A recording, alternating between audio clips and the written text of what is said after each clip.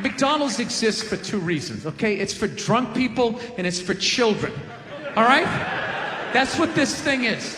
You know, you're in your car, your kids won't shut the hell up, you go to the drive-thru. You go to the drive-thru, you get a couple of poison burgers, you throw it down their throats, their little systems can't handle it. They start nodding off. And you're up front, you're bigger, you can handle a bigger dose of poison, you know what I mean? Pop in your Def Leppard cassette, you have a little moment for yourself. Yeah, that's what it's for. It's for your kids, and it's for drunk people. Like, how many times have you driven out to a bar going, I'm just gonna have one, all of a sudden you had like 11, right? And you're hammered, and you're thinking, but you're responsible. You're drunk, but you're responsible. You're like, God damn it, I drove my car here tonight. God damn it, I'm driving it home, all right? I'm not gonna burden this place of business by taking up a parking space in this completely empty parking lot for the next 6 hours. I am not advocating drinking and driving, but I will tell you, there's nothing better than when all your friends and family know you're hammered. There's nothing better than that walk to the car. It's incredible. Women are screaming, people tearing at your clothes. You feel like you're in the Beatles. Oh my God, no! Stop! And you're like, no autographs!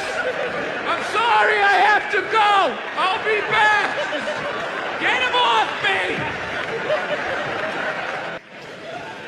I'm not saying these people are right, and I'm not saying that I'm right. I know I'm a fucking moron, you know? But that Duck Dynasty guy, I know what he said was wrong, but I don't get the shock. He said that homophobic stuff, and people are like, can you believe? Can you believe it? Yeah, I totally can believe it. If I was in Vegas, I would have put 90% of my shit on that he was gonna say it.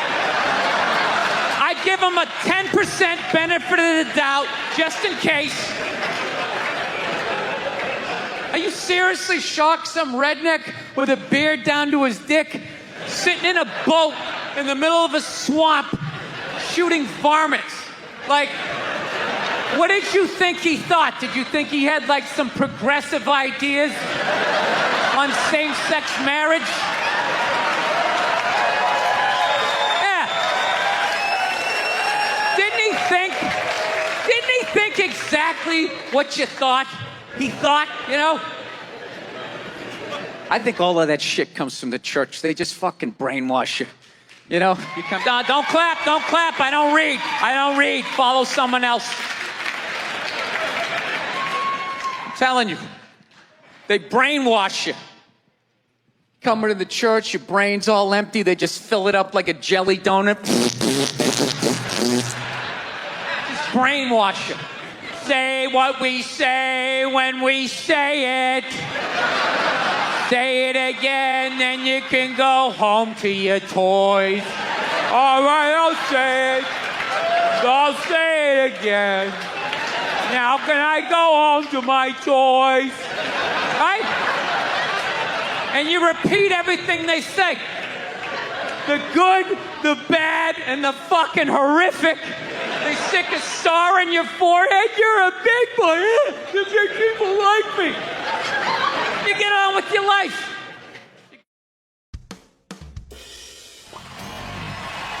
All right, thank you. Thank you very much. How are you? Please be seated. Good evening, thank you. Welcome.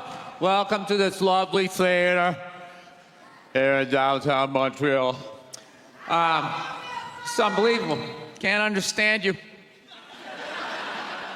Female voice does not travel well. I don't know what it is. Up close or in a whisper can make your dick hard, but beyond 10 feet, it just sounds like a couple of birds fighting over a French fry or something, you know?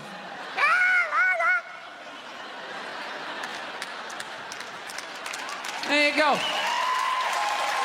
That's how we start. Somebody's coming out of the gate. I'm sick of Obama's wife. Yeah. Just running her. This isn't some Democrat, Republican shit. This is just in general. Just running her yap. It's just like, shut up. You know? You weren't elected. You know, your husband isn't running a lemonade stand.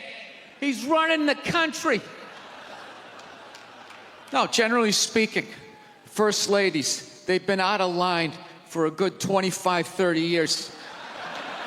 They think for some reason that their husband has the job, that now they should be chiming in like they know some shit. You know? Dude, if you had a leak at your house and you called the plumber, and the plumber comes in and he starts fixing it, what would you do if 5 seconds later his wife, who isn't a plumber, comes walking in? Well, I think we should route it over here. It's like, shut up! Just because you're fucking the plumber doesn't mean you understand plumbing. Okay? Now, this is all like my fears, because they're trying to tell us down south here that they're starting to like gear up for Hillary Clinton to be running for president, saying like, I think that would be a good thing. Yeah, people clapping. What is that based on? Based on what? I don't get how she became a senator. That's shocking to you? She went from never holding political office to immediately being a senator. Why? Because she was fucking the president? Should Tom Brady's wife be the next quarterback of the Rams? Does he have some sort of magical powers? Like, you suck at sports? I couldn't throw it all, and then he fucked me, and I just picked up this ball, and I was just lacing it in there. It was incredible.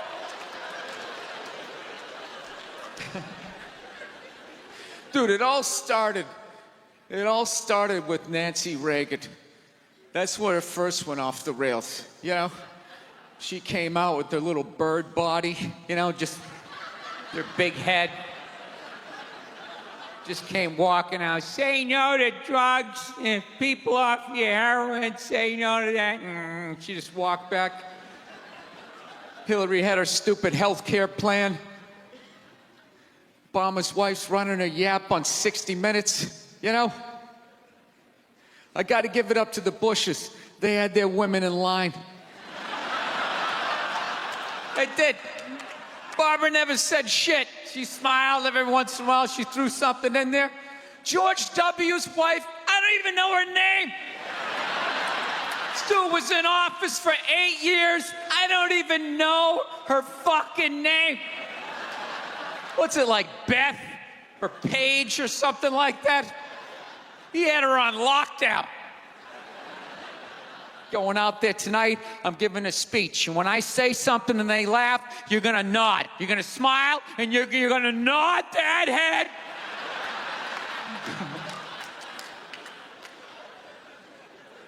Is this how it's gonna be? Really? Do you think like me saying this is somehow gonna affect? She's still gonna win. Listen, let me ask you this question. Do you think that a woman being president is gonna affect anything? Do you? Oh, do you? What are they gonna do? What are they gonna do? What the fuck is she gonna do? Do you know what the president makes? The president makes $400,000 a year. That's it. He's supposed to keep bankers in line that get like $100 million bonuses. I'll tell you, if you really want, nothing's gonna change, okay? Black, white, dick, or clam. It doesn't make a bit of difference. Nothing is gonna change until somebody's got the balls to start a group, go over the wall of one of these gated communities, and you start slitting some throats. And not just random throats, the right throats. You gotta climb up a tree, be up there with your scope, knowing that in 11 fucking minutes your life is gonna end, right? And take out many of those people as you can. Yeah. Other than that, it's just gonna be a pair of tits saying the same shit to you. I'm staying in a hotel, everybody.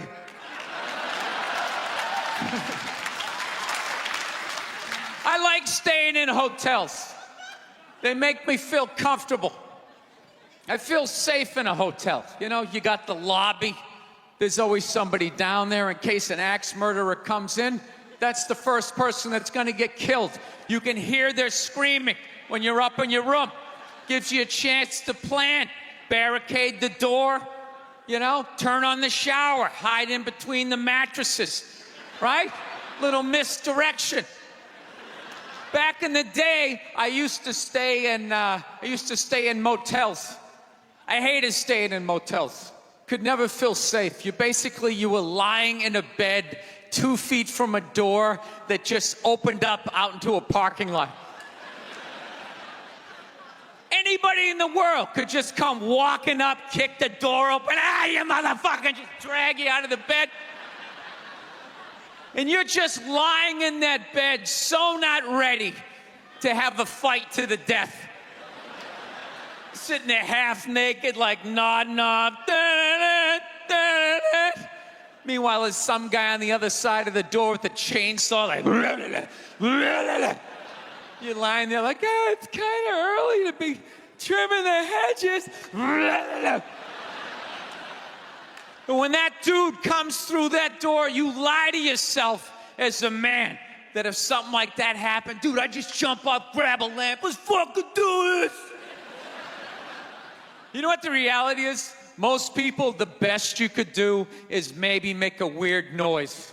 Just be like, and that would be it. That would be it. That dude just come in. The last thing you'd see is just ceiling carpet, ceiling carpet, ceiling carpet, ceiling carpet, ceiling carpet. Looking upside down back at your own body, right? I will say this. What I do enjoy about this theater is nobody has told me it's haunted. Anytime you go into a theater, they always give you the history. It was built 1948. It was a tribute to Rocket Richard. Everybody chipped in, blah, blah, blah, blah, blah, blah. And we have a ghost. His name is Michael.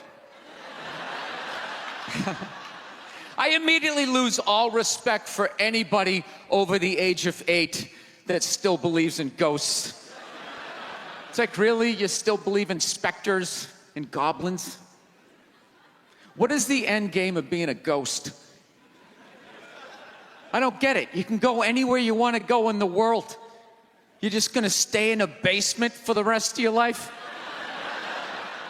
Just waiting for once every 6 months somebody comes down to check the boiler and you get to be like, why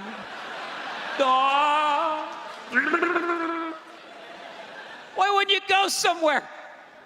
Dude, I'd fly right to Washington, D.C., fly right into the CIA building, just start sitting in on meetings. Like, these guys are out of their fucking minds. Fly to the Super Bowl, go right into the huddle. I always wondered what they talked about. I live this fucking isolated life, man. I go on the road, I'm in green rooms, and I just fucking, I'm just by myself all the time. You slowly go fucking crazy. I did a gig recently. I was in Ireland, and I was in the green room by myself, and I went to turn on the light. It was one of those pull switches, and it wound up around itself, looked like a little noose, and I immediately just thought, what if I just stuck my head in there and just turn the lights out, literally and figuratively. Was not thinking about killing myself at all the second I thought, what if I just fucking did that? And then I looked in the mirror, I caught my eye, and we both laughed.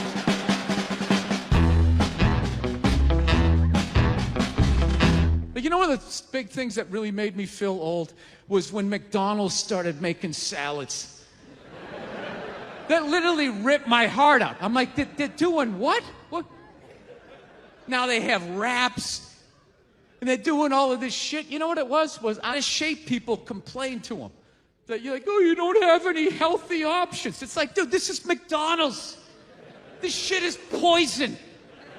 Who the fuck comes here to get in shape? Whenever I get McDonald's, I have a whole plan. At my age, I'm 48 years old. I know what I'm gonna order. I'm gonna go in there, it's gonna taste great. 20 minutes later, I'm gonna wanna kill myself. And then I'm gonna go, I'm going to the gym tomorrow. I'm going to the gym tomorrow. And no matter how much I say that, I woke up the demon in me. I woke up the demon, and all that grease is just coursing through my veins. And no matter how much I want to go to the gym, there's going to be this other voice going, dude, get an Egg McMuffin. Go down there and get an Egg McMuffin. And I'm going to sit up like the Manchurian Candidate. Okay, we're going to McDonald's. Is my in-shape voice is in the back going, no, what are we doing? Go to the gym. I'm just going to drive right down, right? I know what it is. But somehow, out-of-shape people somehow made them, they're the fucking blame. They had to have more healthy shit because they're the reason why everybody's fat. How come they have to do it? What about Ben and Jerry's? How come they don't have to put a little kale in their ice cream? Why is that? Yeah, I grew up in a very, angry time. You know, you were afraid of your dad's dad. I've talked about this shit before, but I'm still working through it, so just bear with me. You just were fucking, I love seeing kids nowadays loving their dad. Like, Dad, what's good? Want to go play, Dad? Let's go ride bikes, Dad! Dad! Yeah, when I was a kid, I was like, Dad, fuck, Dad, fuck! Run! Open a window! Mom, what did you see in that? Fucking lunatic, right? It was absolute fucking lunacy. And not just my house. I love my parents, but it was just the time. Everybody was fucking crazy. You were afraid, and people could put their hands on you, and other people's dads could hit you, and then you come home, oh, what the fuck did you do? I'll fucking hit you first. I'm just nuts. Teachers would grab you, dig their nails into your fucking neck. She'd come home. Well, she wouldn't have done that unless something fucking happened, right? It was all of that shit. Yeah, me and my siblings, we all beat the shit out of each other, you know? And then we all teased the dog, and the dog bit all of us, and we never got rid of the dog. One time the dog bit me in the face. I was fucking with it. It was eating it. I was like, and it just latched onto my face and was like that. My dad had to stitch me up and everything. We still didn't get rid of the dog, you know? He's a good dog. He had a moment. Jesus Christ. Well, Jesus Christ, you shouldn't have put your goddamn face down there near the fucking dog, man. Right? No, I took mushrooms back in February for the first time ever. You know?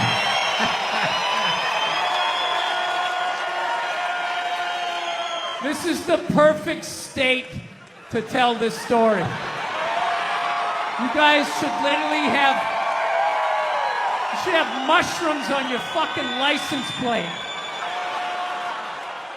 All right, so here's the deal. I never fucked with anything like that. I was always a booze guy. I was a booze guy, you know. All right, relax, everybody. I always get nervous when I get white guys going like, yeah, all right, woo, build the wall. Okay. I'm fucking around. Relax. It's frightening to listen to, but that's what being a guy is. You're not allowed to have emotions. So that's all of that shit comes out when you drink. Do something dumb so I don't feel stupid.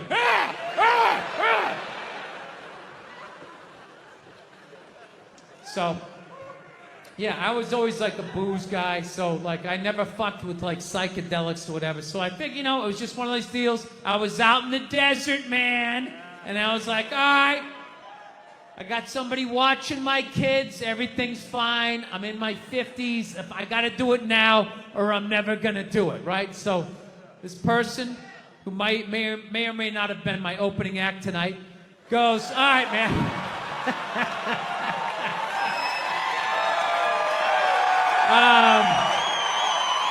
He's a good man.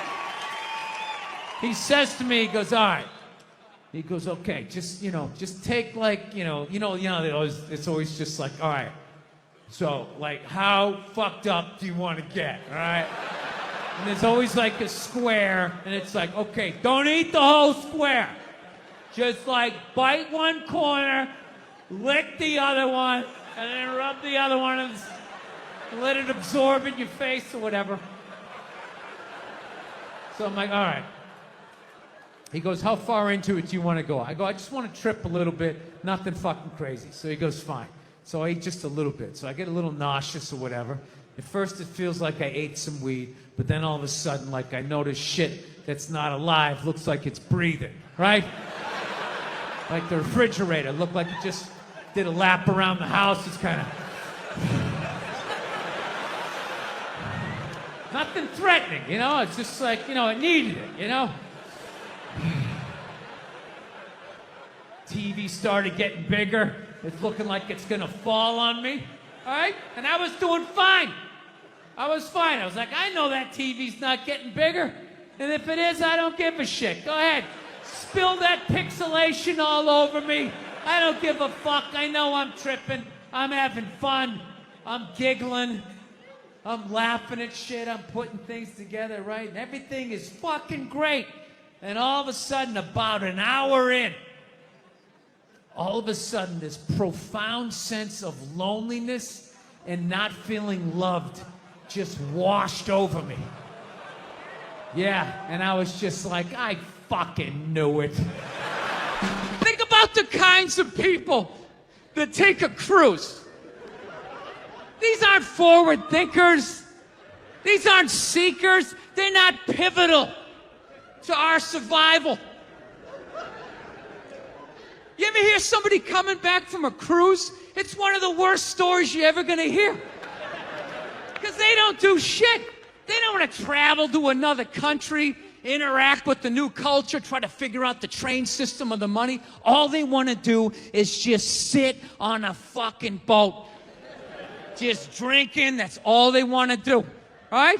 Worst story you'll ever hear. Hey, how was your cruise? Oh, it was great. I was fucking laying there. There was a DJ over here on the 1 and the 2 wooka wooka thing, right? And then they had this chocolate fountain. It was like a fountain, but it was chocolate. And you stuck the toothpick in the food, and you stuck it in the chocolate, and you stuck it in your mouth. And then you'd be like, I want another drink. And they bring it all, you drink it, it dribbles down, and it gathers in your navel, and you punch yourself, you get in your mouth. And every day around noon, we'd line up for lunch. What's for lunch? We don't know. We don't make decisions. Whatever they give us. Been in a bad mood all day, man. Got in a fight with this girl the other day. You ever meet somebody like within like the first couple of minutes of them meeting you, they feel like they can like sum you up? Just like, you know what your problem is? You know, you just have like the urge just to take their head and just mush it into whatever they're eating, You ever have crazy thoughts like that? Can you relate on any level? You never have like urges? You ever drive down the street and see like 30 people up on the sidewalk and you just think, right? You don't do it, you just think it. That's what separates the psychos from the functioning psychos. Yeah, psychos, they just do it. All right, that's a good idea. They get the wipers going, they make a day out of it, right? But a rational person, you like think it through. You start going, man, if I just leave my hand right here, nobody knows who I am. I move it 2 degrees over here, I'm on the cover of Newsweek. I'm instantly famous. Right here, no one knows me. Like, hey, Bill, you want to go to the cookout? Maybe you could bring that potato salad you brought last year. It was such a big hit. One of the most horrific scenes we've seen in years. Bodies just strewn about. You know, Amy's going to be there. She's still asking for you. You should ask her out. No indication he even tried to stop. Seriously, you're getting older. Put your hands on the dashboard. Put them on the dashboard. You have those? All right.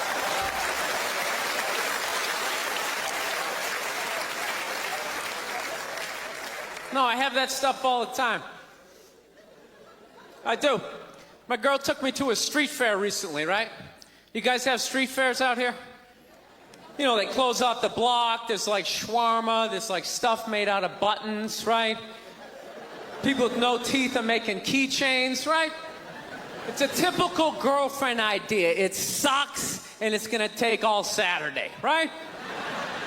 She's all excited. She's like swinging my arm. Oh my God, this is gonna be great. I'm like praying for lightning. Maybe some like scaffolding to fall down on me, you know? No, we show up, right? The first thing she sees is this big table and nothing but homemade jewelry, right? Homemade jewelry. It's got twigs, macaroni in it. It's a table of crap. It's crap. The whole thing is crap. But she loves it. She's like, oh my God, look at these earrings. Do you like these? Do you think these are nice? I just want to be like, no. If they were nice, they'd be in a store, all right? There'd be a roof, some sort of structure would be built around this. This is crap. This is just a table of crap. The guy's even wearing shoes. That's a good indication that this is crap. But I didn't want to ruin a day, so I'm like, yeah, go ahead, check it out. I'm gonna go get some air. Even though we're outside, I think there's more air to be had, right? So I walk like 3-4 tables away, and I come up to this lady. She got this big table of nothing but muffins. Muffins, right? It's like 85 degrees out. She's selling muffins, and she's got this big stupid, look at the muffins I made, look on her face. And the second I saw that part of my brain was just like, dude, what would happen if you just walked up and just said, hey, lady, these your muffins? Oh, yeah? And I just started going, blam, blam, blam, blam, blam, blam, blam. Like, how many of these muffins could I mush before anybody did anything? I mean, realistically, I think I could have got the whole table. Because even if you saw me doing that, it would take at least 5 to 6 seconds to process. Like, did they say he could do that? Is it like a game? Do you eat the muffin off your fist? That just seems like a waste of pastry. You know, there's no security at a street fair. There's no bouncer staying there. He's mushing the muffins. Okay, I'm on it. Sir, we're gonna have to ask you to leave. And they just choke me out. So I just started thinking of the horrified look on this lady's face as I started slamming these muffins. And out of nowhere, I just started laughing like a maniac. Oh yeah, I'm like slumped over this fried dough cart. I'm dying. My girl looks at me. She's like, what the hell are you laughing at? And like an idiot, I actually tried to explain this screwed up thought to her. I swear to God, I'm just sitting there like, I was just thinking, what if I started punching the muffins? You know what I mean? I just started punching them. She's just looking at me like, why do I go out with you? Dude, but I swear to God, if I never broke eye contact the second I started hitting those muffins, that lady, she wouldn't even been able to call for help. I would have been in her head. She'd be like, did I go to high school with this guy? Why would you do that? Muffins are a happy food. I don't understand this. No, I gotta learn to let stuff go. I do, I got issues. I do. My neighbor got her dog fixed. Got this dog neutered, brand new dog, puppy. Got the thing neutered, and I'm like, what the hell did you do that for? She's like, well, you know, if I didn't do that, he was gonna hook up with another dog, then they're gonna make more dogs, and what are we gonna do with all these dogs? It's like, why don't you just let them go? They're animals, they'll be fine. I think that's what every city needs, just a nice pack of wild dogs just running down the street. It'd help with the obesity problem. Just chase people to the cars after they eat some big meal, you know? Just a nice pack of Rottweiler just running down the street. Listen, I'm out of time. You guys were awesome. Thank you so much. Have a good night. All those feminists are full of shit, because I'm going to tell you right now, someday there's going to be the first woman president. All right? Which means you don't even know what her fucking platform is, and you automatically cheer. It's got the same genitalia. Fucking, I'm telling you, they're not smart people. Feminists, they're not as smart as they're coming off. I'm telling you. Someday, there's gonna be. By the way, this is gonna be my last show ever. By the time this fucking thing comes out. Someday, there's gonna be the first female president, which means there's gonna be the first male first lady. Right? And you wait, you fucking wait. The first time that dude opens his mouth about some political shit, you watch all these feminists throwing me, you shut the fuck up! You shut the fuck up! It is her time now. It is her time. She was elected, not you. Go pick out some plates, bitch. You are the first lady.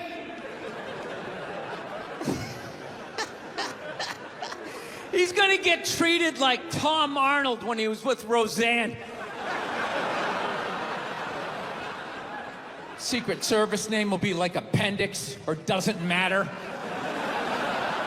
Not worthy of protecting. Just entered the Oval Office. Not worthy of protecting. I want to get a gun. I do. I really do. I never had that feeling before till I moved out to Los Angeles. This city just messes with your mind, you know? It's overpopulated, technically doesn't have a water supply, right? The dollar's crashing. Shit keeps you up at night. You're just thinking, what am I gonna do when the zombies come? Right? Start reading up on shit. Get some powdered food. Plant some zucchini. Get a windmill. Right? And that's all well and good. But if you don't know how to fight, all you're doing is gathering supplies for the toughest guy in the block. Right? Just thinking about that. What am I gonna do? Some dude turns me upside down, starts shaking the gold coins out of my pockets. I gotta get a gun. So I'm on the road, right? I'm in Reno. Great gun town. So I go down to their little gun store, right? Come walking in, there's some redneck there. I'm like, hey man, I want to get a gun. He's like, I hear you. What you looking for? What you want? Mossberg, over under, 357 Magnum, right? Starts rattling off all this gibberish, right? I don't know shit. I'm trying to play it off. I feel like a bitch because I don't know anything about guns. So I was like, what do I do here? Hell, I'm going to go with honesty. I go, look, dude, I don't know anything about guns. They terrify me, but I'm worried about the zombies. All right? Dude's just like, you need a shotgun. You need a shotgun, man. It's got a good spread. It's easy to load, doesn't have a lot of working parts, got a good spread. He kept saying that. It's got a good spread. I'm like, what does that mean? He goes, well, it means you ain't got to be that accurate. It's got a good spread. Further away you are, the more shit you hit. It's got a good spread. In fact, you got a problem over here, you ain't even got to look. You just turn, wow, that's it. You ain't got a problem over here anymore. Anything that was even remotely a problem ain't there anymore. Trust me. And then these people here, they saw what you just did here. You ain't got a problem here either. Feel me? 90 degrees taken care of right there. One shot. These people get smart, flip it over. Wow! That's it. It's got a good spread. So I'm like laughing my ass off. I'm like, dude, look, I just want to shoot the guy I don't have to do a bunch of drywall work, you know? Reframe my diploma, get my parakeet another friend, you know? I just want to shoot the guy. So I'm like, how about one of these pistols? So he does like that classic, like that redneck trailing off thing, like, you want a pistol? Go ahead, get a pistol. What do I know? I've just been here 20 years. Get a shiny one, right? So I was like, dude, what's wrong with getting a pistol? He goes, I'll tell you what, buddy. Because life ain't a movie. You feel me? I'm like, no. Can you please stop speaking in these backwoods riddles? Can you just say what you're saying? I told you I don't know shit about guns. Come on, do me a solid here. He goes, well, look, you ever watch a movie? Guy go, blah, blah, blah. He kills 3 people. Real life, man, you miss. You miss all the fucking time. You miss enough times, man, you're empty. You might as well just be standing there with a big stapler in your hand. Then what you gonna do? I was like, well, fuck it, let's get the shotgun. So he's all ready to box the thing up, and then I'm like, wait a minute. I live with my girl, I can't just show up with a shotgun. Right? That's not some shit you can just come home with. If I found this stool on the side of the road, I can come home with this. Look at it. We can refinish it. We can carve our initials in it. We can have a good time, right? They just show up with a shotgun. Hey, I got it for us, right? 1 barrel for you, 1 for me? No. So she kiboshes the whole thing. Till the other night, somebody broke into our car sitting in the driveway. Starts fucking with her head, right? So she starts reading up on guns, you know? She's reading too much, because now she wants to get one, but she's just like, well, I heard you got to keep the bullets in the safe, keep the stock in the garage. And then what? Then what? I run around the house and assemble it? There's some dude's chasing me with an axe? You know? Are you even thinking this thing through, sweetheart? Running around. Where's the scope? It's in the living room. He's in the living room. No, we're getting this thing. I want that fucking thing loaded right on the bedroom wall, right there. I'll put that thing on my jam sleeves, just like that. There's no other point. That's funny though when you talk about getting a gun, you know. People, like, they either totally for it or completely against it. You know, they either go nuts and start screaming, right?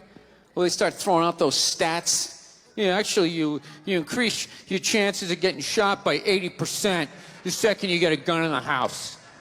Really? What, because I'm going to load it and shower with it? Like,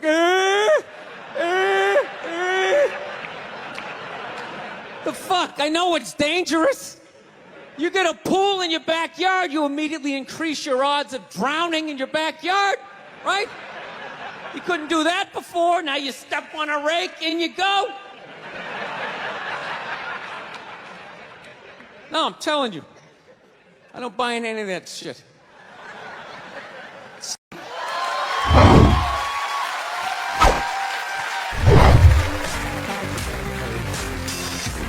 All right, thank you. Thank you very much. I here from Los Angeles. I live in Hollywood. There's a ton of plastic surgery out there. You know, a lot of people getting like facelifts.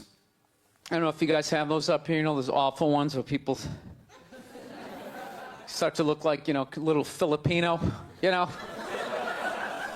You got a little Filipino? Yeah, 52-year-old white guy. Yeah, that's all. Why would you get a facelift? Can't you look at other facelifts and realize they haven't worked all the bugs out yet?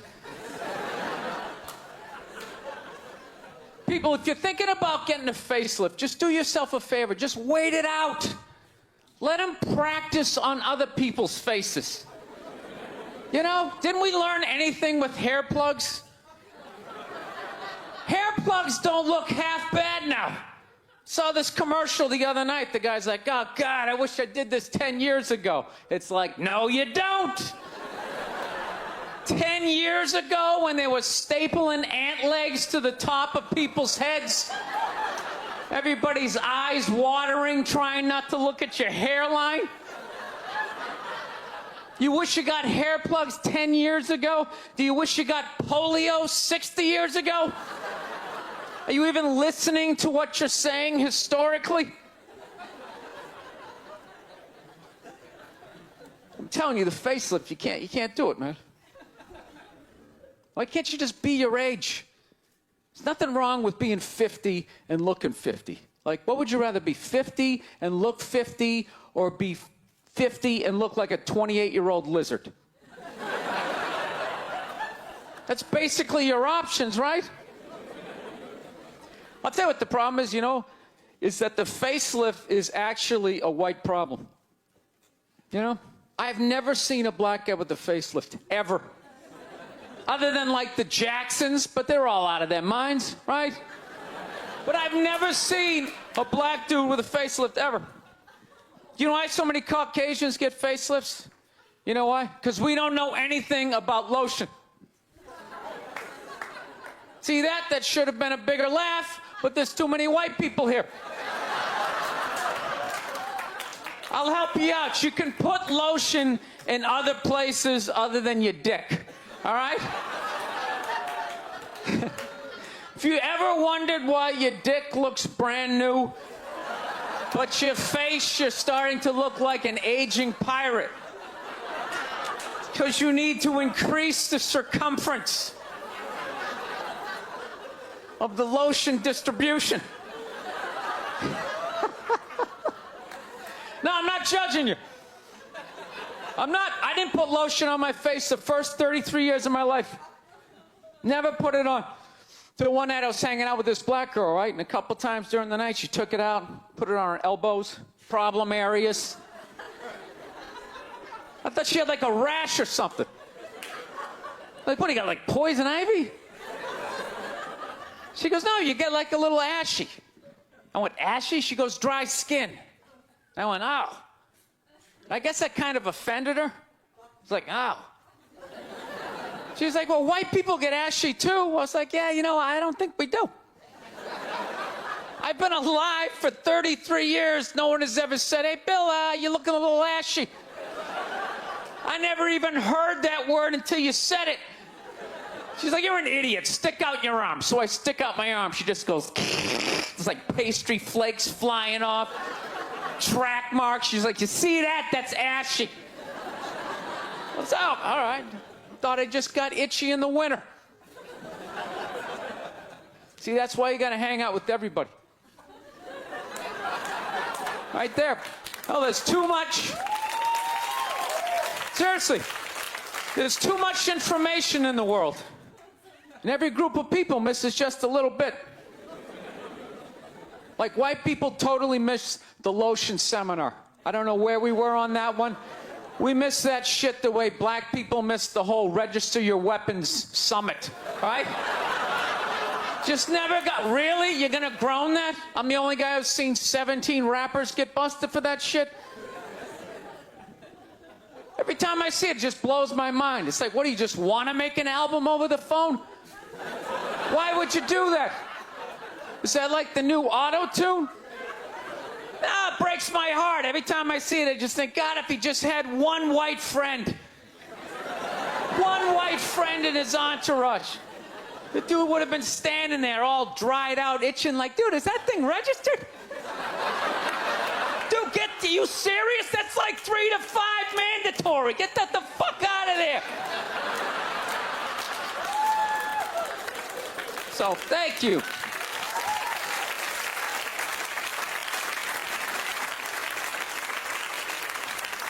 So, Schwarzenegger just got busted down on the States, yeah? That poor bastard, huh? Jesus Christ, another great man. Another great man brought down by another gold-digging whore. No? You don't think so? You don't think that that was a great man? Really? 3 decades of awesome movies? Bangs one made and now you don't like him? Tell you something, that's a great man. He is. First of all, I get why he did it. Why wouldn't he think he could get away with it? Look at his life. Look how he talks. That guy should be unloading trucks in Transylvania. That should have been the height of his success. But because he's a great man, he had the balls to move to America and became famous for lifting weights. I lift weights, no one gives a shit. He stands, people can't get enough of it. That should have been the height of his success. He says, fuck that, I'm gonna be an actor, despite the fact no one can understand me. Becomes one of the biggest actors of all time. That should have been his height. He says, fuck that, I'm marrying a Kennedy. Bam! He does it. Cherry on top, he becomes governor of a state he can't even pronounce. Why wouldn't this guy think he could bang his maid in his own goddamn bed and not get away with it? This guy has been in the zone for 4 decades. Give me the rock, I'm feeling it. I had a hit movie with the midget. This is a layup. I don't even need a condom. You guys are great. Thank you very much. Thank you. People in the stands. I mean, that's just like what's entertainment for me now, you know? I like that Jimmy the Greek moment that happens in sports, you know? Like once every 4 or 5 years, you know that? Like some 50, 55-year-old white dude tries to explain why black people are kicking the shit out of white people in practically every major sport, you know? And it always goes down the same way, right? There's always like 3 white dudes, and the one white dude in the middle, he's always like the guy with like the theory. You know, he's always, you know, it seems these African-American athletes, they seem to have this quick twitch muscle fiber. You know, there's a slow twitch, and there's this quick twitch. And the second the dude says that, like the other 2 white dudes start like sliding out of frame, like, okay, this guy's getting fired, and I'm not going to be part of this highlight. Nice knowing you, Ned. Keep that seat warm, right? And the dude in the middle, he's just like hell-bent on getting fired, you know? He starts like bringing up slavery, and evidently they were breeding the strongest man with the strongest woman, and that quick twitch. And literally 20 minutes later, that dude's on TV, he's like fired, right? He's crying, his family's standing there, he's got like a box of shit from his desk with like an Emmy sticking out. He's like, I don't know what I said, I was just talking about the quick twitch and the slow twitch, and I wasn't just trying to make a point. No, I love that. I love seeing people mess up their careers like that. It's just funny to me. Plus, I gotta admit, as a white dude, on some level, I have to believe in that theory, because it's like, are white dudes that bad at basketball? I can't even watch the NBA anymore, man. It's like every highlight, the white dude's like that, the black dude has like his nuts in his face. Fucking wow! I'm just sitting at home like, for the love of God, tackle the guy. Jesus Christ, get out of the way. Do you ever get tired of those 2 nuts flying over your head? You know you're gonna be on SportsCenter. Just get out of the way.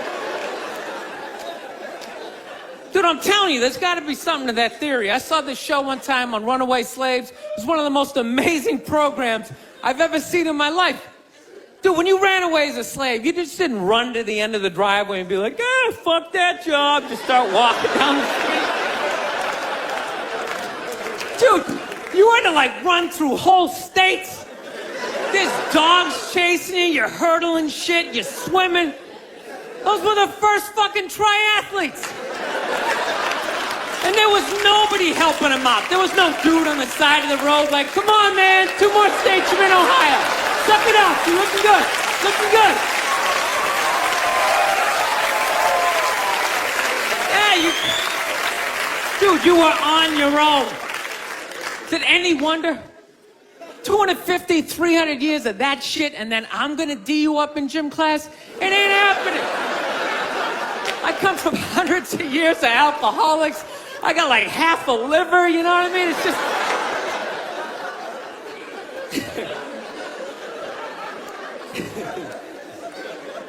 You know what's funny to me about that stuff? You can't even like, you know, I obviously know that theory's crazy, but it's just like, you can't even bring up how well black people are doing in sports. Everybody gets all weird about it, which I don't understand, because it's like a compliment, you know? Like, feel how weird it is right now. You know, I just brought that shit up. All of a sudden, I'm saying something good, right? I saw a coach get in trouble for that shit. Like, his team was like 0-6 or something. They just couldn't win. And every week the press was just getting on him more and more and more, right? And the dude, he was just like flustered. And he had like a moment of honesty. They were like, why can't you guys win a game? He's like, oh, you know, I don't know, the offense isn't getting it done. You know, defense, you know, too slow. And it just run out. Tell me, we got to get some more black guys in this team. Because I'm telling you, it's just not. And immediately everybody's like, what? Everyone started freaking out like they had no idea what this dude was talking about. It's like, are you watching Sports Center? Or do you see the Olympics? Like, I love the 100-meter dash, right? There's always like 9 black dudes and that one token white guy in like lane 8. And I'm just sitting there going, come on, man, one time. Just one time, just win the bronze, just do what you gotta do. The white dude always stays with him till like the first turn, then he like fucking blows out his hammy. Those other 8 black dudes are like, where's that white dude the next Olympics? He's like up in the broadcast booth, his career's over. He's like a commentator. Yeah, it's gonna be a great race. Still can't feel my fucking toes, but I'm telling you. No, I don't get it. It's like a compliment. We're saying you're fast. That's a good thing, right? People start all freaking out. Oh, you're acting like that's all we can do. You're saying we can't be scientists. No, we're not. All we're saying is if there was a race to the microscopes, you fuckers would win. We're just saying that you're fast. You get there first. Your lab coat would be flapping in the wind. I'd get there like 3 minutes later, all cramped up. Are you looking at bacteria? No, you go first. You just go first. Jesus Christ. That was a Volvo. The guy ran by a Volvo in street shoes. I've never seen that before in my life. No, I get into those arguments all the time. All the time. Friends of mine will be like, well, how come anytime a black athlete does something, they say it's an athletic move. Anytime a white athlete does it, they say it's an intelligent move. And it's like, well, fair enough, man. It just depends on what you're doing. You know what I mean? It's like, you know, if you read a defense, white or black, that's an intelligent move, right? But if you take off from the foul line, jump over 9 other dudes, and throw the shit down, those other 9 guys aren't standing there like, fuck, why didn't I think of that shit? Here I am dribbling around, guys. I think that's some superhero shit. She had like a cape flapping in the wind with a big S on your chest.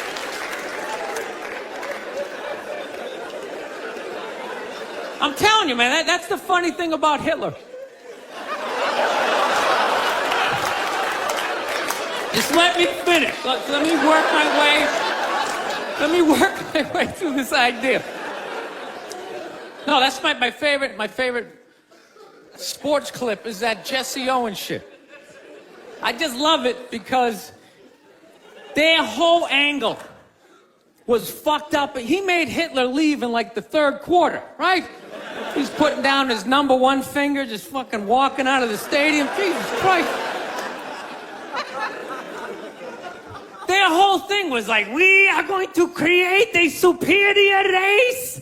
It's like, dude, I think we accidentally already did that. Yeah, we send a select group of people to the gym every day for a couple 100 years. It's paying dividends. They're fucking dunking on us every day. Dude, how quiet was that limo ride home with Hitler? You know what I'm saying? You know he was talking crazy shit when they were on the way there. They were all amped up. We are going to dominate, Sieg Heil, just going off. That whole ride home, they're just sitting there all quiet. You're sitting next to an even angrier than usual Adolf Hitler, trying to make some sort of small talk, like, it is one nice day, isn't it? You know, nice boots. I don't know what it is. I don't know what the fuck is going on. But I think white women started it. It's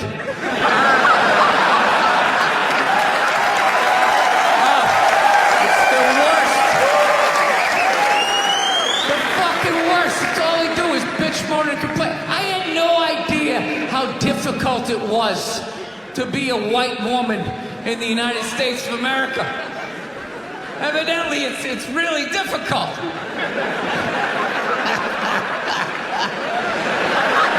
Yeah, they're always bitching. Do you have any idea what it's like to be me? Well, I imagine it would be slightly less awesome than my life.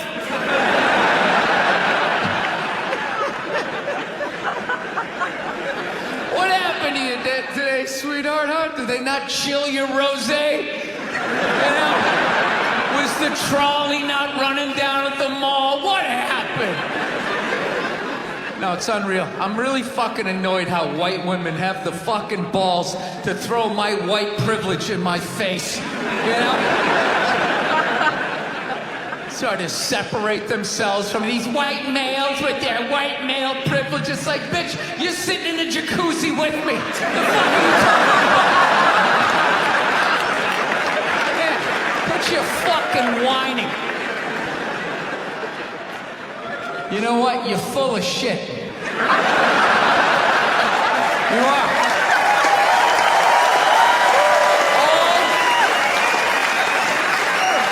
All those feminists are full of shit. Because I'm gonna tell you right now, someday there's gonna be the first woman president. All right? Which means you don't even know what her fucking platform is, and you automatically cheer. It's got the same genitalia. Fucking, I'm telling you, they're not smart people. Feminists, they're not as smart as they're coming off. I'm telling you. Someday, there's gonna be. By the way, this is gonna be my last show ever. By the time this fucking thing comes out.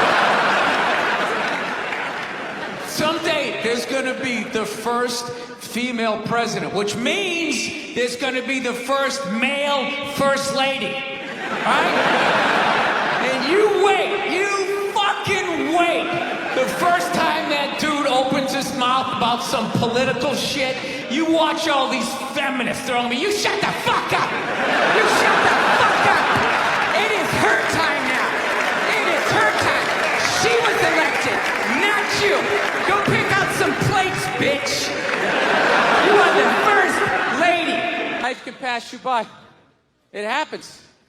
You know, you just keep living and living and living. You know what it is? I think you got like 25, 30 years to absorb as much as you can.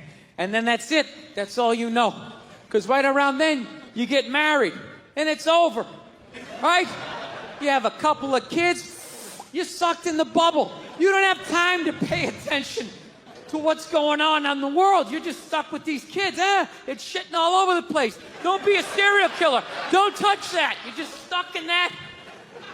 You have 3, 4 kids. That is a 25-year sentence. Trying to get them all through college. Society just keeps fucking going. You get the last one through college, you step back out of the bubble, just... You don't know what happened. You're not even paying attention. You go back to your old record collection. Right?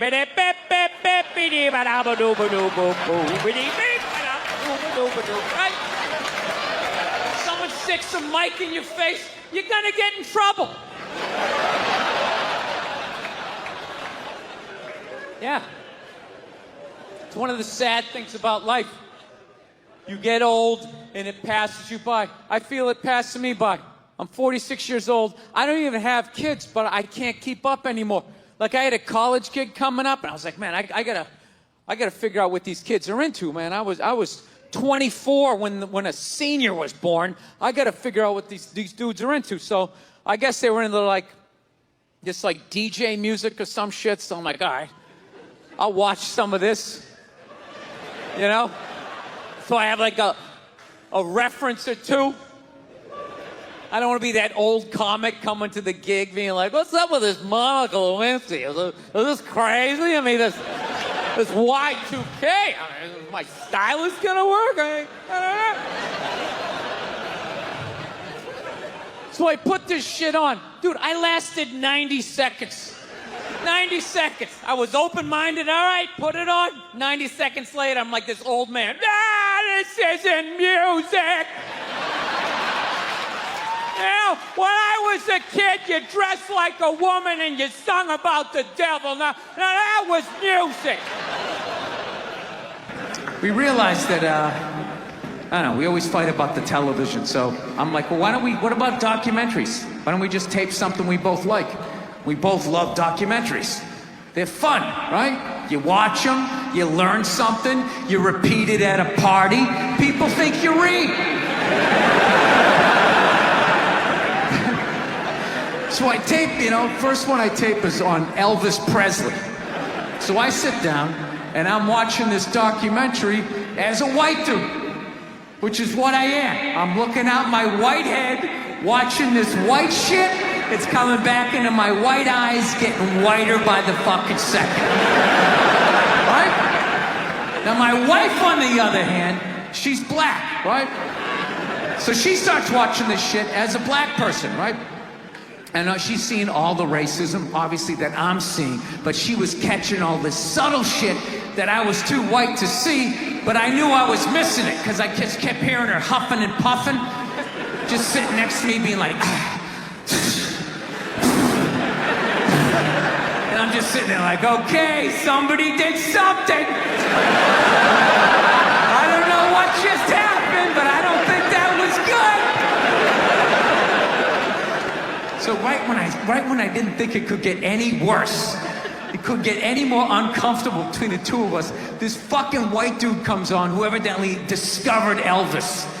And he's like 190 years old, and he comes out, starts talking. He's just like, well, basically, I was looking for a white boy that could take the down and dirty, nasty blues and combine it with the pristine, angelic sounds of bluegrass. Yeah, that's what he was doing. He was subtly putting black shit down here while he was propping up the white shit. The down and dirty, daddy not sticking around, drug-infested neighborhood blues with the Jesus as white as me, hair the color of the sun, angelic bluegrass playing music, right? So at this point, my wife has like fucking steam coming out of her ears. So I make a judgment call. I just fucking shut it off, right? And she looks at me, she's like, why did you shut that off? Why did you shut it off? I was like, because you're about 3 minutes away from yelling at me like I produced this music.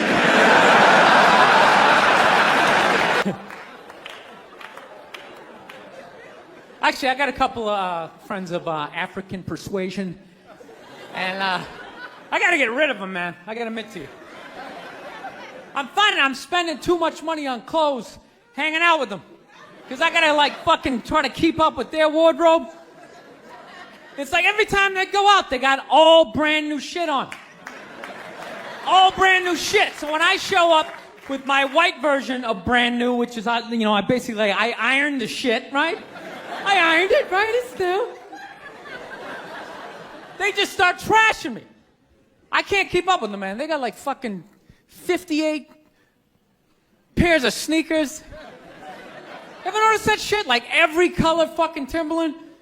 And I don't give a shit what fucked up color their shirt is. They got a pair of shoes to match it and a hat.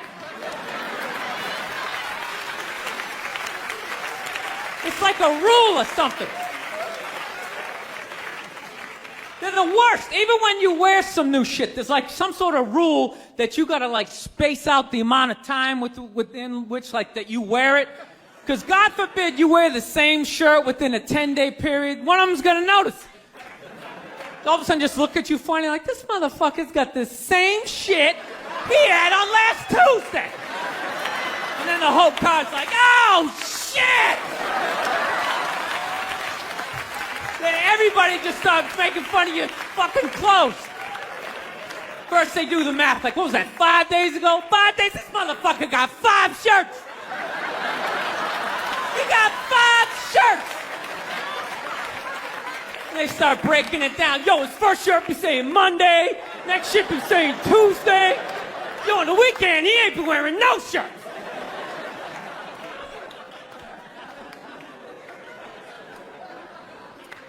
I'll tell you, that's actually funny. You know what? That's actually how I judge black guys now.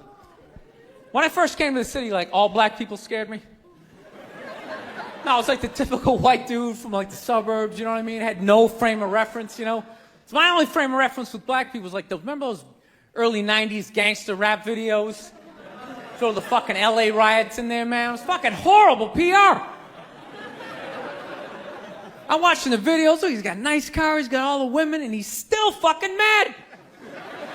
These black dudes are never happy. But after 10 years of living in this city, this is how I narrow it down. Whether a black dude scares me or not. Black dudes with dirty sneakers scare the fucking shit out of me. No. I figured out in my head, because I know from hanging out with them, that's the last shit that they're gonna let go. The immediate shit that they have on. So I think, you know, if his sneakers are fucked up, that means his life is fucked up. Every time he leaves his building, the whole neighborhood, oh, shit! Everyone starts making fun of him. He's on the train in a bad mood. I kind of have this howdy-doody, kind of mug-me kind of face. I'm not saying something's gonna happen, I'm just saying, I'm paying attention. So I've been seeing this girl recently, this black girl, right? She lives up in Harlem, you know, gone out like 3-4 times, you know. First time we hung out in like the Village area in New York, you know, which is sort of like a racially mixed area.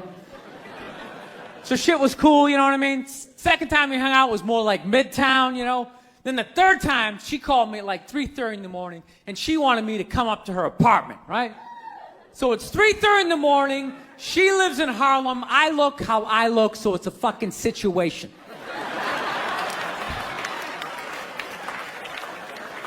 Yeah, because you know the deal, right? Basically, a white dude feels comfortable up to about like 98th, 99th Street, you know what I'm saying? The second the streets start getting into like triple digits, like 100, 101st Street, start getting like a little asthma, like, ah, fuck, it's starting to get a little high up here. You feel that little tightness in your chest? Can you feel that? 106th Street, you're like leaning on shit like, dude, where'd all the cabs go? How come there's no taxis up here? Dude, what's a bodega? I don't know what that is. Let's get the fuck out of here. So I'm praying to God she's gonna tell me to take the subway, get off at like 105th Street, 103rd, you know, which is like the first stop in Harlem where I can still look over my shoulder and see like all the white people like disappearing over the horizon, you know? But she goes, no, man, you want to get on the Uptown 2-3 train, you want to get off at 125th Street. I'm like, God, fuck, 125th Street. Jesus Christ, that's like right in the middle of everything. I'm gonna be surrounded on all four sides. I can't fucking do this.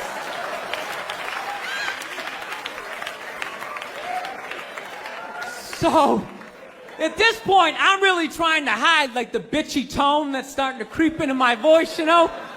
And I'm trying to ask for really specific directions for when I get up there, because I want to know exactly where I'm going. So she starts naming the streets I have to go down, and every other street up there is named after like a black leader, you know? She's like, make a left on Adam Clayton, take a right on Frederick Douglass. I'm like, ah, fuck, Adam Clayton. Yo, dude, go on the internet, look up Adam Clayton. Did he kill a bunch of white people during the slave revolt?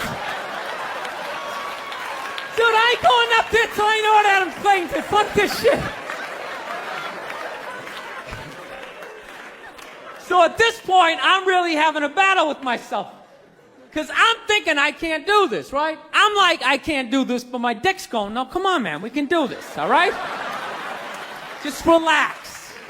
Pull yourself together and get on the goddamn train, right? So as always, I listen to my dick. Oh yeah, I get on the train. By the time I get up there, it's like 5 or 4 in the morning, right? I'm staying on like Malcolm X and like Danny Glover or some shit, right? I don't even know where the hell I'm at. When I see the street I want to go up, I want to go up St. Nick. I can literally see her apartment building, but there's like 5 or 6 black dudes standing right on the corner, right where I want to walk by. So I'm like, fuck! Felt like I was on like some reality show at that point, like some sort of like white guy survivor. It was ridiculous. So I'm thinking, I gotta walk right by these guys, right? You know what's funny? I think that they were actually more surprised to see me than I was scared, you know? And I was really, really scared, you know, but I'm also really, really white, you know? Like shockingly Caucasian. You know what I mean? Like if you're not ready for me, I can like surprise you. No, especially if you live up there. You've probably seen a white person for hours, possibly days. So when I show up, it's almost like magical, like a leprechaun came out of nowhere, you know? Felt like I should have like a little pot of gold, like a rainbow behind me. Top of the morning to you, latte. Kind of dance my way past them.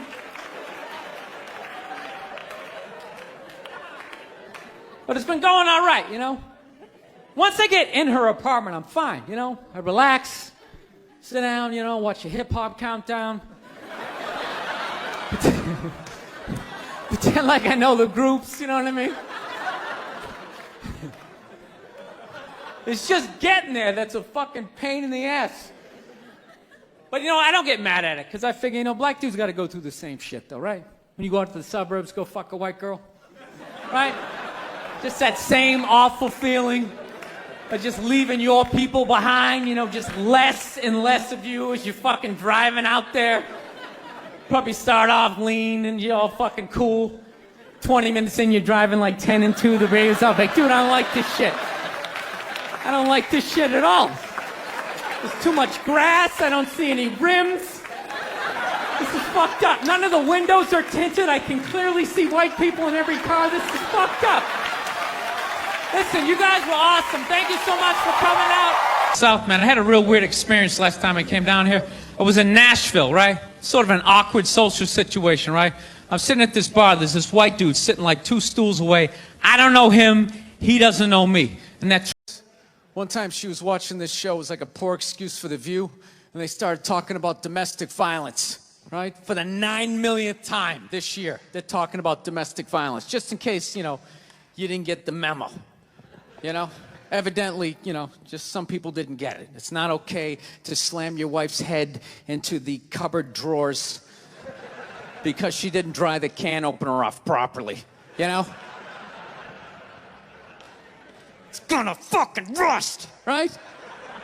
How do you not know not to do that shit? Do they really have to keep talking about it? Who it's like wife beaters watching for, oh, fuck, ah! Now I get it. Ups a daisy, sweetheart. Here we go. There you go. Oh. So at the end of the hour, they come to the logical conclusion. They're like, there is no reason to hit a woman. There is no reason to hit a woman. And I was just like, really? I could give you like 17 right off the top of my head. You could wake me from a drunken stupor. I could still give you like 9. Dude, there's plenty of reasons to hit a woman. You just don't do it. But to sit there and suggest that there's no reason. Dude, the level of ego behind that statement. What are you, levitating above the rest of us? You're never annoying? Women, how many times have you thought about slapping your fucking guy in the head this week? There you go. Every day. You didn't do it, right? Oh, dude, it drives me nuts. There's no reason. There's no reason. Really? No reason? How about this? You marry a girl, you fall in love, you buy her a house. You go to work every day, paying off the house. You come home one day, she's banging the next door neighbor, hands you divorce papers. You got to move out, sleep on a futon, and still pay for that house that she's going to stay in. No reason. I'm not saying you should do it, but there's plenty of fucking reasons in that arc of a story. No, that's the thing. Really is. That's the thing. I hate that saying there's no reason. Obviously, I'm not saying to hit a woman, you know. But saying there's no reason, I think that's crazy. When you say there's no reason, that kills any sort of examination as to how two people ended up at that place. If you say there's no reason, you cut out the build-up, you're just left with the act. How are you going to solve it if you don't figure it out? Look how awkward it is in here right now. I said you shouldn't hit a woman. I'm just saying, how come you can't ask questions? You can only ask questions about what the guy did. You can never ask about the woman. Why is that? Why is that? What is that? What does answer him right mean? What does that mean? Are you the idiot who got up halfway through the special during the bit and you're like walking around like I'm not fucking taping a special here? What's wrong with you? What's wrong with you? Fucking had to ignore all of that and now you're gonna like yell out? And not only that, yell something that makes no fucking sense whatsoever. Answer him! Answer him! Every fucking special I do, there's always one. Always right down the fucking middle. Talking about hitting women, sweetheart. And I think you just added another reason. Jesus fucking Christ. You love this. I'm not even in a relationship with her, and she's fucking nagging me.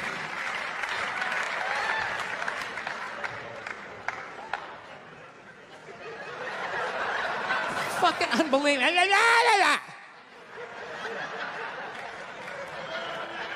Look, I understand hitting a woman's a bad thing, okay? Well, how come you can't fucking ask questions? I just don't understand. Like, if I get bit by a rattlesnake, wouldn't you guys have some questions?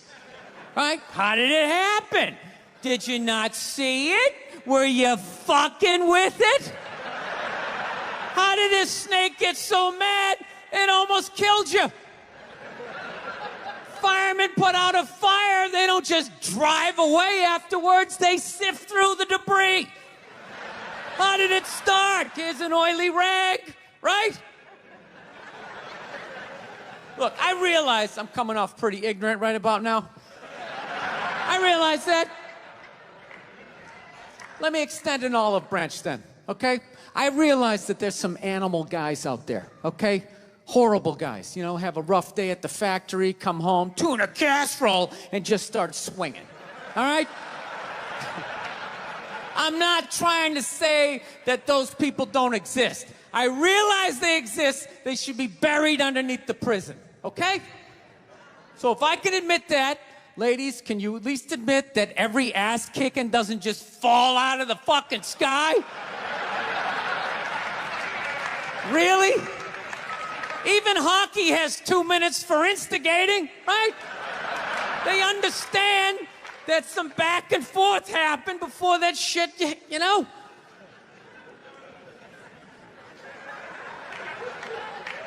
You know what it is? It's every case is handled like that Rihanna one, where they just say, the guy's a piece of shit, fuck this guy, blah, blah, blah, send him to jail, and then they never ask anything about that. You know, I'm not saying he should have done it, but I'm just saying.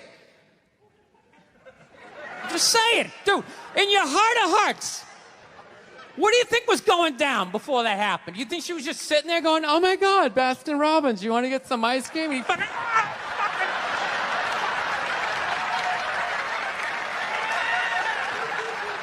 you know? Or do you think maybe they were having some epic end of the relationship fight and some crazy shit was being said? Maybe she was screaming in his ear some crazy female shit like, go fuck all your friends, I don't give a fuck! Maybe that's why I sell more albums than you, motherfucker! Right? To be fair, she could have just been sitting there going, I need a tissue. Do you keep those in the glove box? Oh my God, I'll bring my own! I'll bring my own!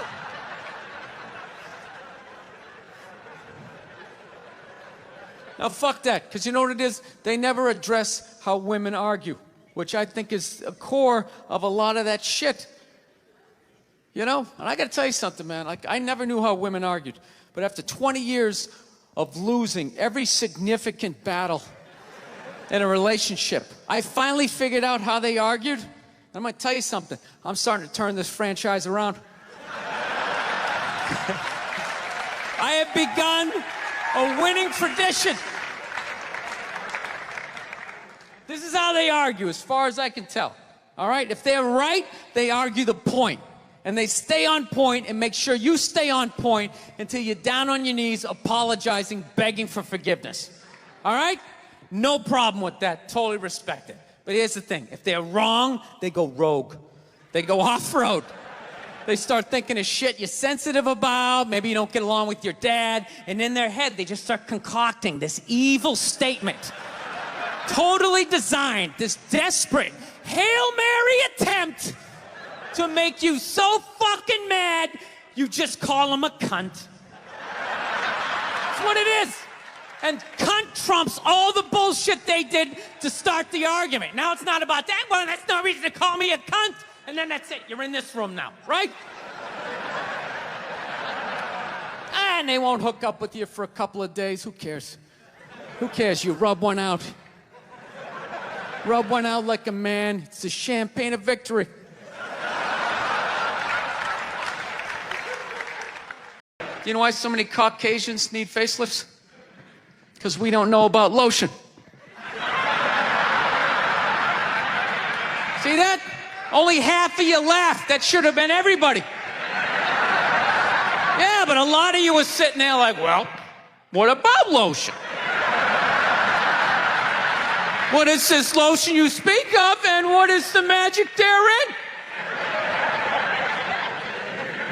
I'm not judging you. Not judging anybody. I didn't know anything about lotion. Never used it the first 33 years of my life. Never used it. Till one night I was going out with this black girl, right? She was getting ready and she was just putting that shit on everywhere. Just slathering it on. I thought she had like a rash or something. I'm like, what do we got, like poison ivy? What's going on with you?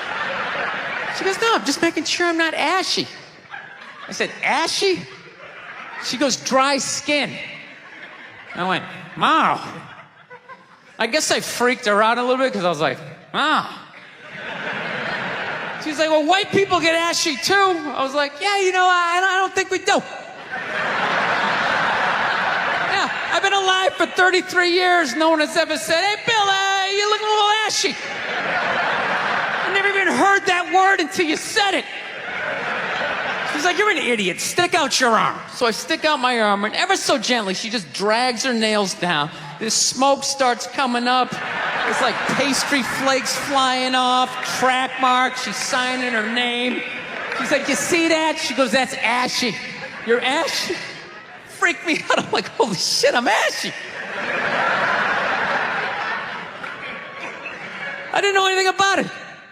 All I knew was that I always got itchy in the winter. Couldn't figure it out. Always got itchy in the winter. What the fuck do I get itchy? I thought it meant the bath towel was dirty. That's what I thought.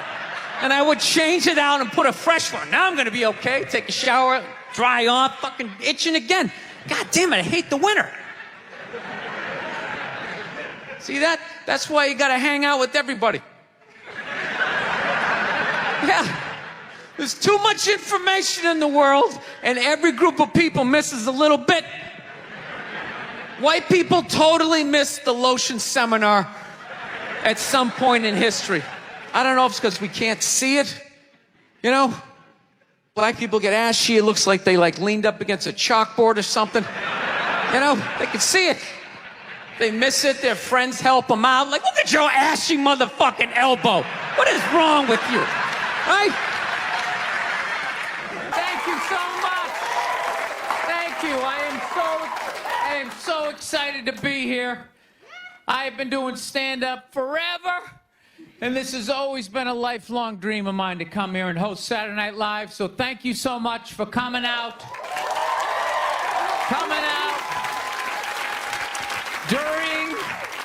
During these difficult times, you guys all look like surgeons with your masks on.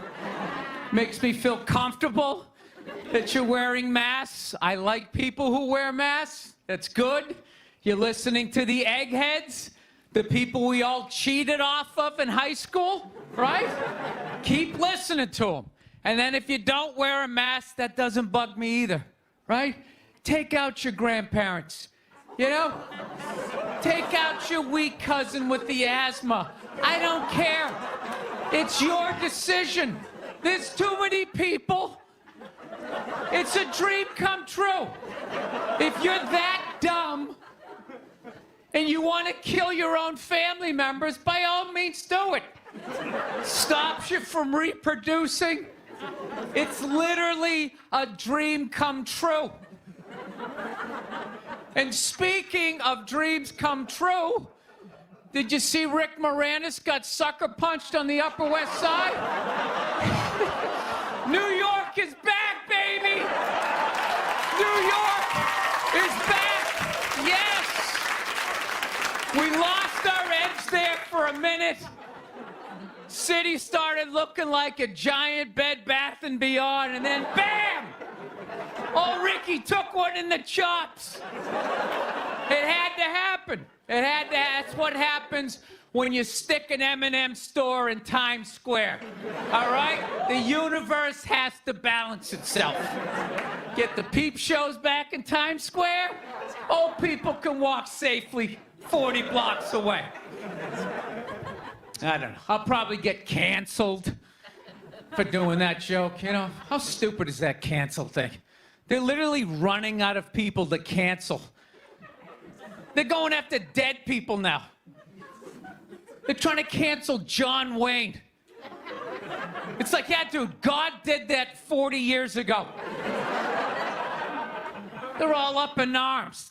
They're like, did you hear what he said in that interview in Playboy in 1970? Can you believe that? It's like, yeah. He was born in 1907. That's what these people sounded like. You never talked to your grandparents and brought up the wrong subject, and all of a sudden it went off the rails. Like, oh, Grandma, just keep making the cookies.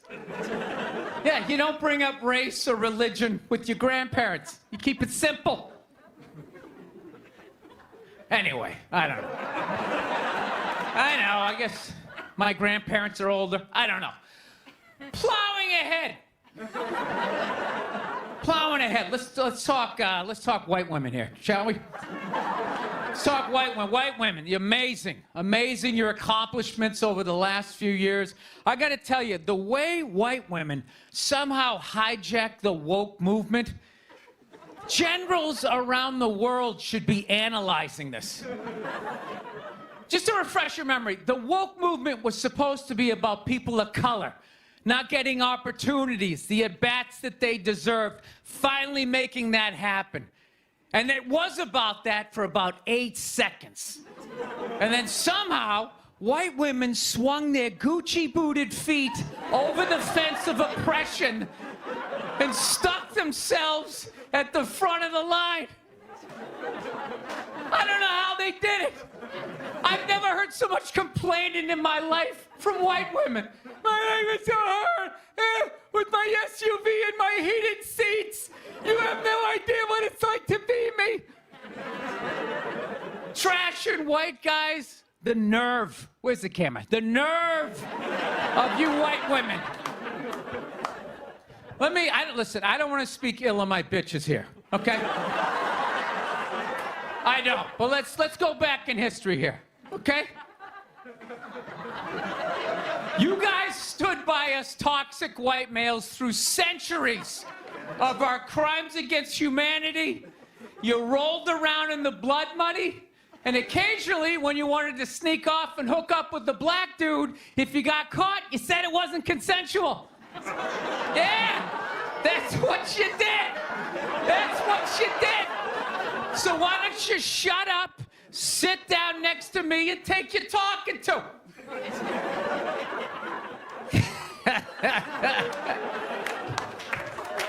Thank you. So, I haven't been in New York for about a year. You know, I was here last year. I was shooting a movie. Had a great time with Judd Apatow, Pete Davidson, and all the guys. Yeah, had a great time. And I hadn't been here in like 13 years, and I immediately noticed how extra crowded the city was. And I was getting all claustrophobic. I'm like, what's going on? How much people not using safe sex and making all these babies, you know? So I finally walked up to this old New York door guy, and I was just like, dude, what's going on? What's with all these people here? And he was just like, oh, no, don't worry. He goes, it's June. He goes, it's Pride Month. And I'm like, what's that? You know, I'm 52. I never heard of it, right? They didn't have that when I was a kid. He goes, oh, it's Gay Pride Month. And I was just like, oh. Dude, you know when you're just like stuck in the Matrix and you just can't, everything's just pressed up, you can't see anything, and then somebody gives you that little nugget of information that just pulls it back? It's like, why is it so crowded? It's Gay Pride Month. Ah, tank tops. 0% body fat. 2 guys kissing. Rainbow flags. Ah! I didn't know that. That's what I learned. The month of June is Gay Pride Month. That's a little long, don't you think? For a group of people that were never enslaved. How did they get all of June? Dude, black people were actually enslaved. They get February. They get 28 days of overcast weather. Sun goes down at 4 in the afternoon. Everybody's shivering. Nobody wants to go on the parade. Look, yeah. How about you hook them up with July? These are equator people. Give them the sun for 31 days. There's gay black people. They could celebrate from June 1st, June 31st, 61 days of celebrating. All right, that's all my time. We got a great show for you guys, everybody. Jack White is here. It's gonna be amazing. Please stick around. We'll be right back. South, man, I had a real weird experience last time I came down here. I was in Nashville, right? Sort of an awkward social situation, right? I'm sitting at this bar. There's this white dude sitting like 2 stools away. I don't know him. He doesn't know me. And that Terrell Owens story was in like sports news. So I try to make conversation. I'm like, man, look at this guy. This guy just signed a $40 million contract. He's already bitching, man. How much money do you need to make? And the dude looks at me. He's like, you know what I say? And then he looked over his shoulder, which I now know is the telltale sign that the N-word is coming, and it's coming hard. Oh yeah, it's not going to be pronounced with the A, it's going to be with the R, and he hit the R, he like stuck the landing. There was like a dismount, Klan members high-fiving in the background, like doing the wave. Just out of nowhere. So now, immediately, I'm looking over my shoulder like, dude, what the hell are you doing? You know what I mean? I'm waiting for like this hail of black fists to come raining down on top of me. I hate when people do stuff like that. That dude made me part of like a potential ass-kicking that I had nothing to do with. You don't do shit like that. He just had that word, hot potato, just threw it in my lap. Trying to pass it down to the next white dude. I hate when people do that, man. You know, it's like, dude, feel me out first. Ask some questions. Do you like to fish? Have you ever fucked your sister, right? I start rattling off answers, then you go old school. You give me a pamphlet, you tell me about your militia. Don't just dive into it. That dude was one of the angriest people I ever met. I should have known that word was coming, because he was just watching Terrell, right? And anytime I would bring up, look at man, that guy's talking trash, he would just like flip out. He won't shut up! You know, those people get like so mad they're not even looking at you. Their eyes are up. You just shut up and play the game. You know what's funny? I don't even like Terrell, but now I love the guy. Because every time I see him talking trash, I know this idiot in Nashville is just losing his mind, like kicking over his kitchen TV. Shut the fuck up!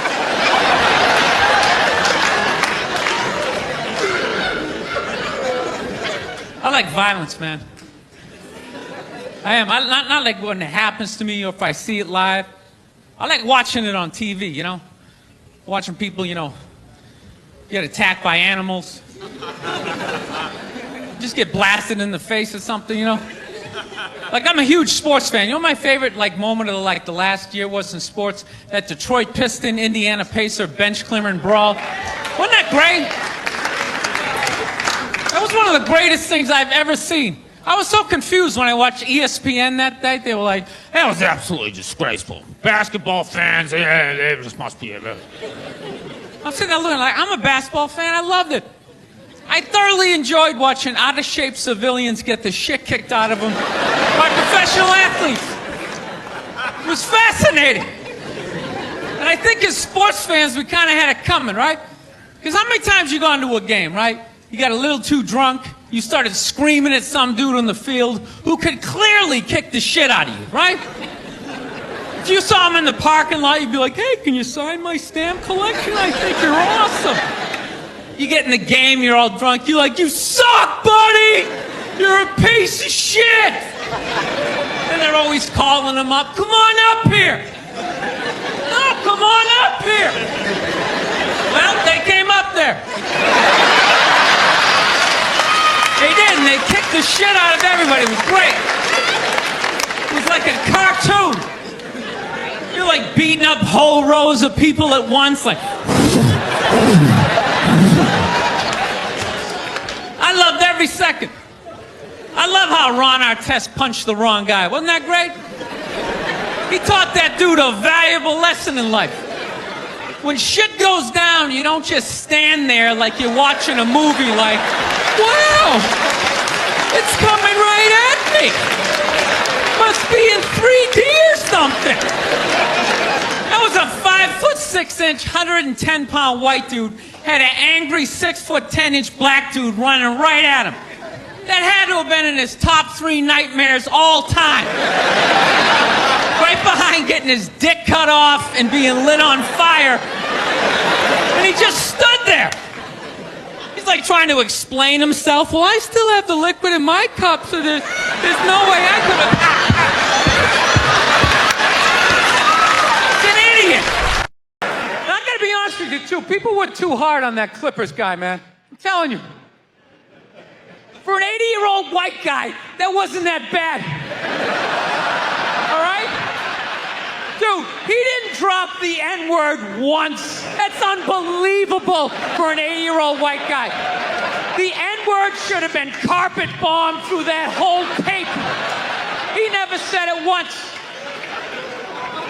And if you go back and listen to that tape, I'm telling you, go back and listen to it. Other than Instagram, he's pretty fucking liberal. Like you can hang out with them, you can have sex with them, just don't promote it on Instagram. It was the weirdest, most compartmentalized, like, racism I ever heard in my life. Something about Instagram, I didn't get it. Other than that, he was wide open. You can make a snowman with them, go to a water park, rub your bellies together. Just don't promote it on Instagram. Hey, what about Facebook? I don't give a fuck about Facebook. Keep it off of Instagram. Yeah. Dude, you understand? The guy's 80 years old. Do the math. This dude was born in 1934. That's 13 years before Jackie Robinson broke the color barrier. First 12 and a half years of this guy's life, he watched all-white baseball, and it was fine. First 12 and a half years. Up next, Whitey Willoughby. There's a line shot out to Peter Peckerwood. What a catch! Unbelievable into Chris Cracker. What a great day. What a great day for a ball game. White baseball, white players. Dude, his parents were part of the generation that finished off the genocide of the Native Americans. All right? That's who taught him his ABCs. Telling you, you can live too long. You can live too long. I'm telling you. You wear out your welcome.